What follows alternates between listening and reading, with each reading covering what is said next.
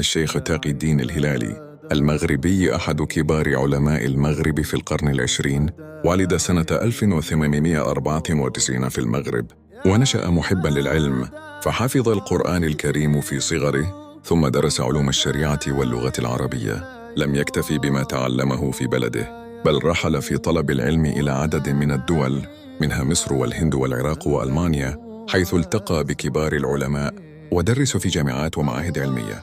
اشتهر بدعوته إلى التمسك بالقرآن والسنة، وعرف بقوة علمه في التفسير والحديث والعقيدة واللغة العربية، كما أتقن عددا من اللغات، مما مكنه من نشر الإسلام خارج العالم العربي، وكان له دور بارز في تعليم المسلمين والدفاع عن العقيدة الإسلامية. ومن أشهر أعماله مشاركته في ترجمة معاني القرآن الكريم إلى اللغة الإنجليزية، وهي من أكثر الترجمات انتشاراً بين المسلمين الناطقين بالإنجليزية، كما ترك عدداً من الكتب والبحوث التي ما زال ينتفع بها طلاب العلم إلى اليوم.